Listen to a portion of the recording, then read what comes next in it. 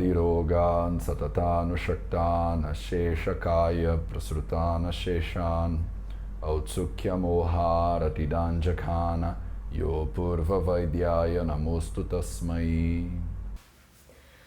Bonjour, je suis Rita de la chaîne Ayurnatur et en collaboration avec Matej Macedo de la chaîne Vidaved, on va continuer notre étude profonde sur l'Ashtanga Hridaya.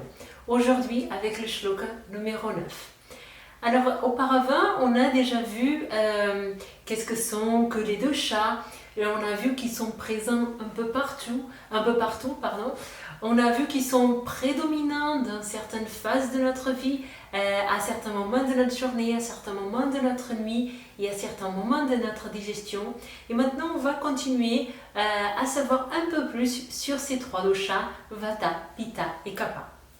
Tair Bhaved Vishamastikshno Mandaschagni Samai Samaha.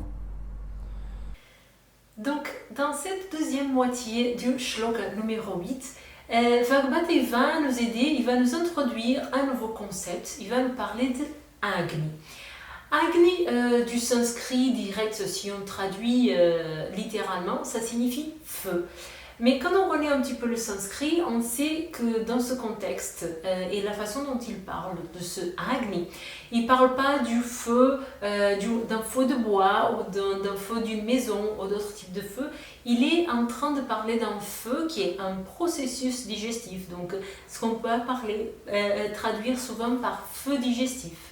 Okay? Donc c'est ce processus de transformation qui se passe quand on prend un aliment, qu'on ingère un aliment qui passe par la bouche. Il y a tout un tas de processus physiologiques, métaboliques qui se passent et ces processus, c'est à ça qu'on parle, c'est de ça qu'on parle quand on parle de Agni. Okay?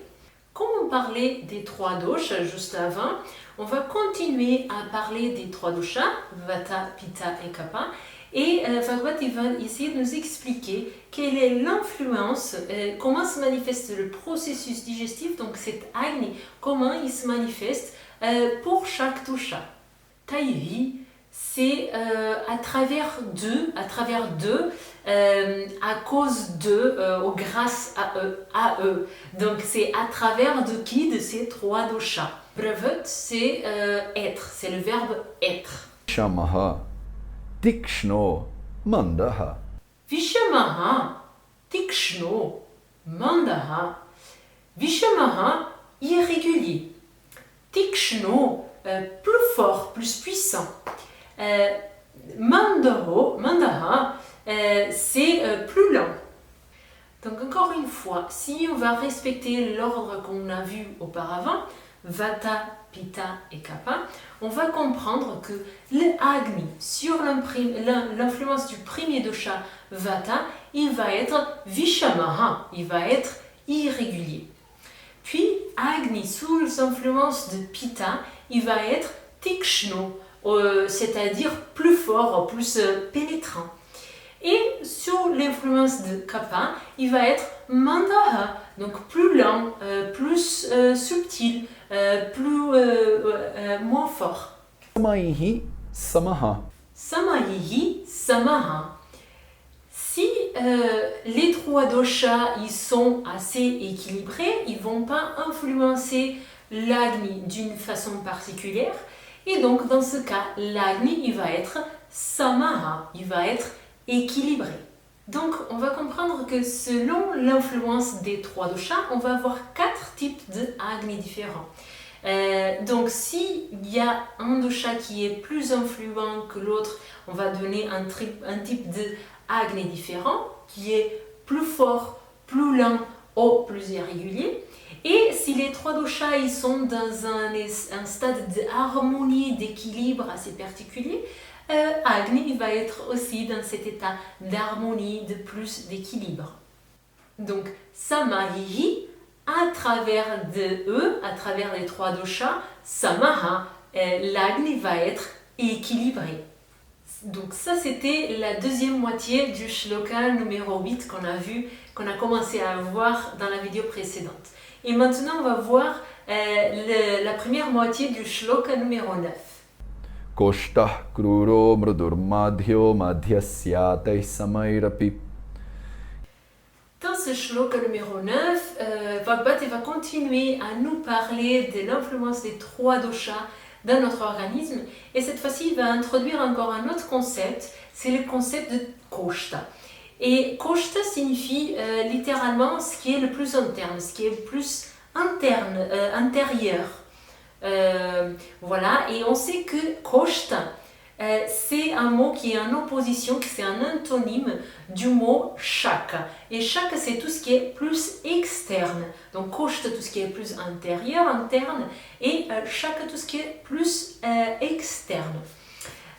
Donc, particulièrement quand on étudie l'anatomie et physiologie humaine, on sait que quand Bhagavad nous parle de koshta, il nous parle de tout ce tract digestif, de tous ces organes plus internes qui sont à l'intérieur du corps, et aussi de toutes les glandes et les organes accessoires qui vont influencer au niveau du métabolisme de notre système digestif. Dans l'autre ouvrage, le Sushruta Samhita, dans le chapitre de Sharirasthana, donc de l'anatomie physiologie de l'autre ouvrage qui fait partie de la triade majeure en Ayurveda, le Sushruta il explique très bien quels sont exactement ces organes qui correspondent au koshta. Il explique très en détail cette notion de koshta. Le Charaka et le Vagbata, ils vont expliquer aussi qu'est-ce que c'est cette notion de koshta, mais beaucoup plus tard. Là, on est encore dans le début du shloka numéro 9, dans le premier chapitre, donc on est beaucoup dans le début. Donc il faut être patient avant d'avoir plus d'informations. Aujourd'hui, à notre niveau, on doit juste comprendre, les choses elles viennent fur et à mesure justement pour nous permettre de comprendre les choses et de les encadrer et de les mémoriser peu à peu, surtout avec la compréhension. Donc maintenant, ce qu'on doit comprendre, c'est que koshta, on va parler de ce système digestif, de cette partie de couche qui est plus interne du corps. Donc aujourd'hui, on comprend ce koshta comme système digestif. Plus tard, on aura plus de détails, mais plus tard, ce sera plus tard. Aujourd'hui, c'est ce qu'on a besoin de comprendre, ok? Koshtaha kruraha mruduhu madhyaha. Donc, dans la logique et dans l'ordre qu'on a vu jusqu'à présent avec Vata, Pitta et Kapha, ce tract intérieur, ce système digestif, il va avoir tendance à être plus kruraha, donc plus dur, plus sec, plus asséché. Rappelez-vous que Vata, c'est celui qui est le plus sec. Donc, le tract digestif, si c'est dominé par Vata, il va avoir tendance à cette sécheresse, à cette dureté. Mruduhu peut être traduit par plus souple, plus mou, plus tendre. Voilà, donc si on parle que cette partie interne du corps est dominée par Pitta, elle sera plus mruduhu, donc plus souple, on va dire, plus molle.